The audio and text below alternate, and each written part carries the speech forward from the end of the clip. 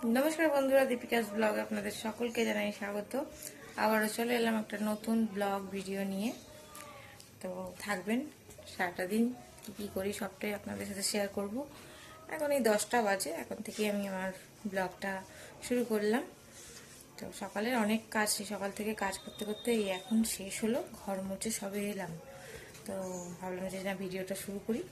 এখনো চা খাইনি, এবার একটু চা খাবো, তারপর কাজে বসবো। তুহিন গেছে পড়তে, চলুন চাটা গরম করি। গ্যাস চালিয়ে দিয়েছি, এই চাটা এই বাটিটা করে একটু গরম করে নিই, তারপর খাবো। চাটা গরম হোক, সমস্ত কাজ হয়ে গেছে আমার এই মুহূর্তে, মানে এখনের যা কাজ সব হয়ে গেছে। এদিকে বিছানা গোছানো গেছে, বিছানার চাদরটা পাল্টালাম আজকে, ঘর মুছছিলাম বলে ব্যাগটা ওপরে তুলে রেখেছিলাম। ঘরের জিনিসপত্র মোছা, কাজ করা, সকালবেলাটা বড় কাজ থাকে একেবারে। এত জামা কাপড় কেচেছি আজকে আমি। এই পাশেও মেলা আছে, আমাদের যেহেতু ছাদ আছে কিন্তু সিঁড়ি নেই, ওই জন্য বাইরে মিলতে হয়। ওই যে আমাদের সূর্যদেব।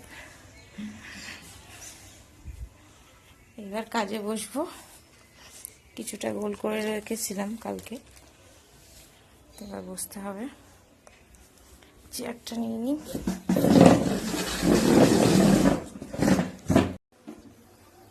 চাটা গরম হয়ে গেছে, আর বেশি গরম করলে খেতে পারবো না, তাড়াহুড়ো করে কাজে বসতে হবে। তাই জন্য চাটা ঢেলে নিই। নিচে ঢালা যাচ্ছে, চলুন ধোয়া উঠছে, ভালোই গরম হয়ে গেছে। চলুন আমি চাটা খেয়ে নিই, তারপর ফিরে আসছি। চলে এলাম বন্ধুরা রান্না করতে এখন।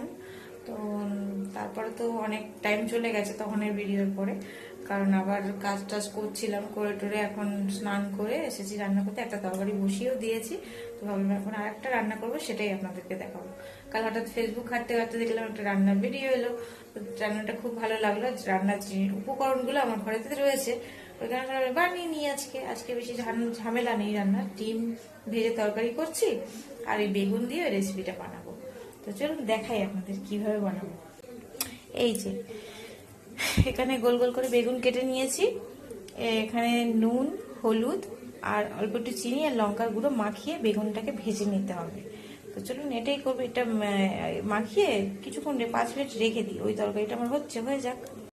এই যে বেগুনটাতে দেওয়ার জন্য এখানে নিয়েছি ধনেপাতা, কয়েক কোয়া রসুন, কাঁচা লঙ্কা, আর তার সাথে এই ছোট্ট একটা টমেটো দিয়ে দিলাম।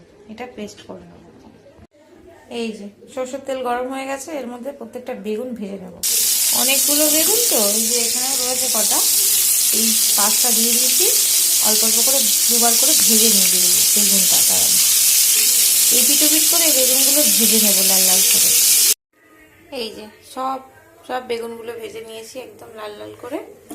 এখন কড়াইতে এই একদম লঙ্কা দিলাম, আর দিয়েছি কালো জিরে। এর মধ্যে এবার এই যে একদম রেডি হয়ে গেছে ধনে পাতাটা।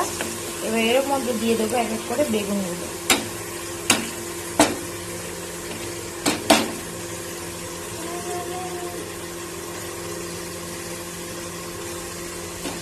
বেগুনগুলো খুব গরম, ধরতে পারছি না। দাম দিয়ে নিই আগে গরম। এগুলোর মধ্যে এবিট উবিট করে মাখিয়ে নিয়েছি ধনে পাতাটা। এবার এর মধ্যে সামান্য জল দিয়ে একটু ঢেকে রান্না করলেই রেডি হয়ে যাবে সরিয়া বেগুন। সামান্য জল দিয়ে দেবো, এবার ঢাকা দিয়ে রান্না করলেই হয়ে যাবে রেডি। খাওয়া দাওয়া হয়ে গেছে বন্ধুরা, খেয়ে দিয়ে এই তুহিন আজকে দুপুরবেলা ভাত খেলো না, জানেন। ওর 3টে থেকে পড়া ছিল, আমার রান্না হয়ে গেছে কিন্তু খেয়ে গেল না। ও নাকি ওর সকালে যেখানে পড়া ছিল সেখানে থেকে লুচি খেয়ে এসেছে, ওই দিদি খাইয়েছে, ওর পিসি বলে, পিসি খাইয়েছে। তো ওই জন্য ভাত খেয়ে গেল না, এসে খাবে। তো আমরা খেয়ে নিলাম। আর বেগুনের যে রেসিপিটা বানিয়েছিলাম ওটা তো আপনাদের আগে দেখানো হয়নি, আর এরপরে তো খেতে হয়েছিল। আপনারা একদিন বাড়িতে এইভাবে বানিয়ে খেয়ে দেখবেন, ভালো হয়েছিল। আমার তো প্রথমবার আমি বানালাম আর প্রথমবার খেলাম, ভালোই লেগেছে। তো চলুন এই এখন একটু কাজ টাজ করবো, তারপর একটু রেস্ট, আবার কাজ, এইভাবেই চলছে আর কি। এই যে বন্ধুরা, চল সন্ধ্যাবেলার টিফিন নিয়ে হাজির। চপ, আলুর চপ, আর এখানে হচ্ছে ডিমের টেবিল। আর তুহিন কি বলছে শুনুন। কি হয়েছে? ডিমের টেবিল খেলে কি হয়? ডিমের টেবিলে নাকি কোনো তেল থাকে না, শুধু চপে তেল থাকে। কাণ্ড দেখুন। চলুন তাহলে সন্ধ্যের টিফিনটা করেই নিই।